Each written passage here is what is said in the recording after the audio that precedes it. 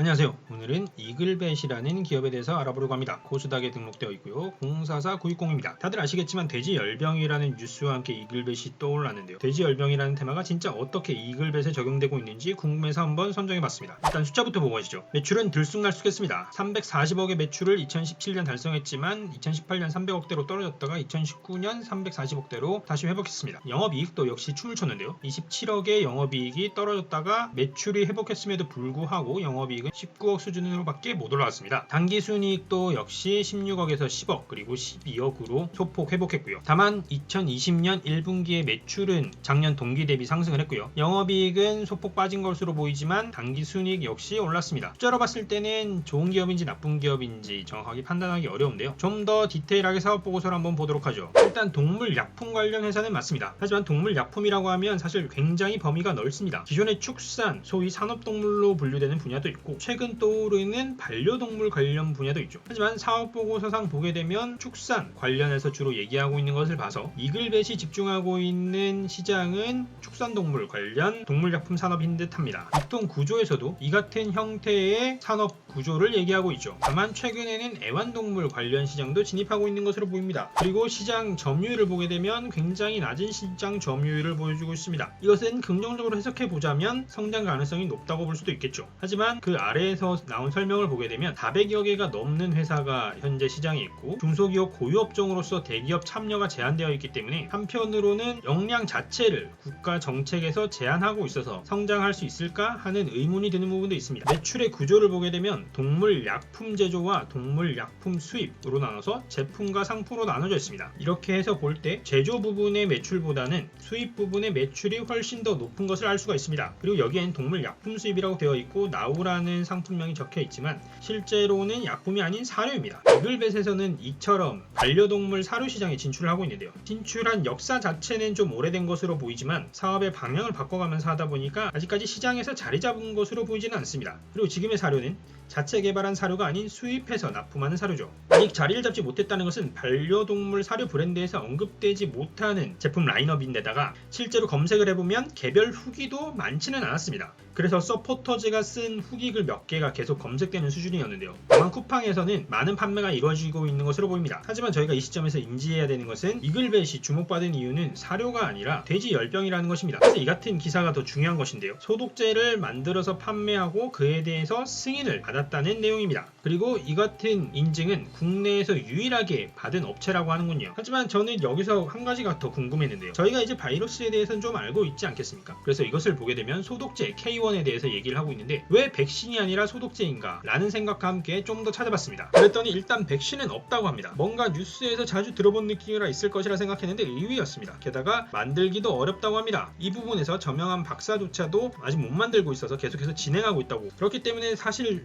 저는 이 같은 연구가 국내에서도 진행되면 기회가 아닐까 싶기도 했습니다. 하지만 아직 이글벳의 연구 활동이나 연구 인력을 볼 때는 이 같은 방향 혹은 이 같은 수준의 연구를 진행하고 있는 것으로 보이진 않습니다. 쉽지 않은 문제긴 하겠지만 그래도 시도하면 어떨까 하는 개인적인 아쉬움이 남았습니다. 그럼 숫자로 좀 더 자세히 보도록 하죠. 일단 크지 않은 기업이라 그런지 계정을 세부적으로 많이 노출을 해둔 것이 눈에 띕니다. 매출의 상승은 일단 저희가 앞에서 봤었는데요. 사실 상승이라기보다는 2018년이 빠진 것이라고 봐야 합니다. 하지만 2018년에 매출이 왜 하락했는지에 대한 내용은 내부적인 자료에서도 외부적인 자료에서도 찾아보기가 어려웠습니다. 다만 2015년부터 보게 되면 매출의 상승은 지속적으로 이어지고 있던 추세이긴 했습니다. 그리고 이 같은 매출의 상승을 기여했던 것은 상품 매출, 그러니까 저희가 계속해서 봤던 반려동물 사료에 대한 매출이 기여한 것으로 보입니다. 실제로 2019년에도 상품 매출이 굉장히 많은 비중을 차지하고 있죠. 그러나 이것은 자체 개발 제품이 아니라 수입을 해서 납품하는 제품이기 때문에 마진이 높기가 어려운 부분이 있습니다. 그래서 매출은 10% 넘게 뛰었지만 매출 총이익을 보게 되면 10%까지는 뛰어오르지 못했습니다. 하지만 그 와중에 판관비는 매출의 상승에도 불구하고 동일한 수준으로 유지가 됐는데요. 그래서 영업이익은 2배 가까이 올랐습니다.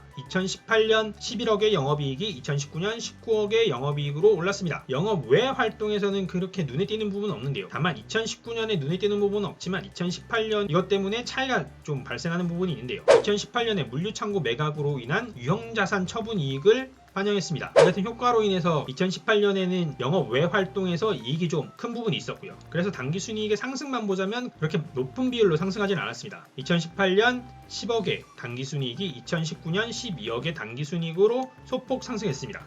자산에서 눈에 띄는 것은 유동자산의 증가, 그 중에서도 현금성 자산의 증가인데요. 여기에 기여한 것은 앞에서 살펴본 것과 같은 유형자산 처분 이익 등이 현금으로 반영된 것이 아닌가 싶습니다. 그렇게 처분한 이후에 뚜렷한 투자 활동은 없었으니까요. 그 외에 눈에 띄는 계정은 별로 없었는데요. 부채에서는 소폭 감소한 것이 눈에 띄었습니다. 감소한 내역 중에 가장 눈에 들어오는 부분은 바로 단기 매입 채무의 부분인데요. 단기 매입 채무가 줄었다는 것은 사실 긍정적으로만 해석하기는 어려운 부분이 있었습니다. 매입 채무라는 것이 생산 활동을 위해서 필요한 원자재를 받고 줘야 할 돈이라고 볼 수가 있는데요. 이것이 줄었다는 것이 활동 자체가 줄어든 것은 아닐까라는 걱정이 드는 부분이 있었습니다. 그 외에 눈에 띄는 계정은 없었는데요. 좀 더 최근 자료인 분기보고서도 한번 보고 가도록 하시죠. 매출은 올랐습니다. 매출 중에서 오른 금액을 보면 제품의 매출이 올랐는데요. 제품의 매출을 좀 더 상세히 뜯어보게 되면 제품의 매출에서 많이 상승한 것이 수출로 판단됩니다. 2년 전 수준으로 봤을 때는 거의 1년치에 70%가량은 올라왔고요. 작년과 비교하더라도 30% 후반, 약 40% 정도 가까이 매출이 발생했습니다. 이것을 풀이해보면 저희가 앞에서 작년 11월에 유럽 인증을 확보했다는 내용을 봤었는데요. 실제 인증을 확보하고 난 다음에 영업활동에 영향을 끼칠 수 있는 것은 2020년 1분기부터가 아닐까라는 추정을 해보면 관련 인증을 통해서 수출이 증가하고 있는 것 아닌가 싶습니다. 이같이 매출이 증가했는데 이와 동시에 판매 관리비 역시 증가했습니다. 판매 관리비에서 증가한 내용을 보게 되면 광고 선전비가 꽤나 많이 증가했음을 알 수가 있는데요. 회사에서 집중하고 있는 것이 반려동물 사료인 것 같다는 생각을 기반으로 해보면 사료에 대한 광고 비용이 아닐까 생각합니다. 그래서 매출의 증가에도 불구하고 영업이익은 소폭 감소했습니다. 6억을 넘었던 영업이익이 2020년 1분기 6억이 안되는 5억 8천을 기록했습니다. 하지만 영업 외 활동을 보게 되면 외환 관련해서 이익이 많았는데요. 외화 환산 이익도 많아졌고 외환 차손은 줄었습니다. 이 같은 외화의 이익 덕분에 당기순이익은 영업이익의 감소에도 불구하고 늘었습니다. 작년 같은 기간 5억 정도의 당기순이익에서 올해는 7억을 넘는 당기순이익을 기록했습니다. 이까지의 숫자와 내용을 토대로 이글벳에 대해서 한번 정리를 해보면 최근에 돼지열병으로 주목받고 있는 주식이긴 하지만 회사의 전반적인 숫자나 내용으로 봤을 때 아직까지는 돼지열병에 대한 관련성을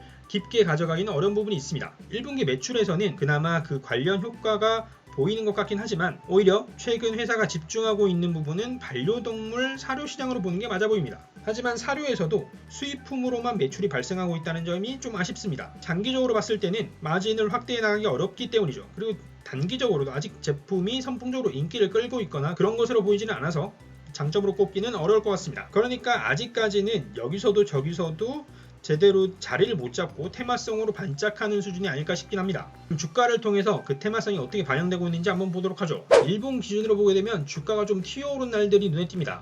제일 먼저 4월이 눈에 띄는군요. 이 4월에 주가가 뛰었던 내용은 이 당시를 찾아가 보면 구충제 이슈로 주가가 뛰었습니다. 다들 아시겠지만 코로나 치료제로 구충제가 주목받았던 시기가 있죠. 그때 구충제로 인해서 뛰었었는데 그 다음에 많이 눌리진 않았습니다. 그리고 며칠 전부터 돼지열병으로 주목을 받고 있죠. 이 돼지열병으로 주목받은 이 재료가 얼마나 갈 것인가? 이것은 유사한 재료로 뛰었던 작년 9월을 보면 추정할 수가 있을 것 같습니다. 작년 9월에도 돼지열병의 재료로 주가가 굉장히 급등한 날이 있었는데요. 이때를 보게 되면 재료가 한 일주일 정도 갔던 것으로 보입니다. 그러니까 지금 시점으로 말하자면 한 2-3일 정도의 지금 수준의 주가 흐름을 더 가져갈 수 있는 것 아닌가 라고 추정을 해볼 수가 있는데요. 개인적으로는 어쨌거나 별로 긍정적으로 평가하진 않습니다. 이번에 돼지열병 관련 주식들을 찾아보다가 이 같은 기사를 찾았었는데요. 이글벳의 대주주가 돼지열병으로 주가가 뛰어오르자 그것을 처분해서 차익을 실현했다라는 내용입니다. 대표도 당연히 개인이고 주식을 수익할 수는 있다고 봅니다. 하지만 제가 부정적으로 보는 관점은 대표라면 지금 주가보다 회사의 가치를 더 끌어올릴 수 있도록 노력하고 그 자신감을 보여줘야 하지 않을까 싶은데 회사의 가치가 내 생각보다 높기 때문에 지금 팔아서 이익을 얻는 건 아닌가라고 나쁘게 해석할 수도 있을 것 같습니다. 그래서 저는 이글벳의 주식에 대해서 긍정적으로 보지 않게 되었습니다. 좀 더 크게 멀리 본다면 어떨까 하는 생각이 들었습니다. 오늘은 돼지열병으로 오른 테마 이글벳에 대해서 알아봤습니다. 개인적으로는 정말 돼지열병 전문기업, 축산약품의 전문기업으로 글로벌 역량을 발휘하는 이글벳이 되길 기원합니다. 저는 그럼 다음에 새로운 주식과 정보로 찾아뵙도록 하겠습니다. 감사합니다.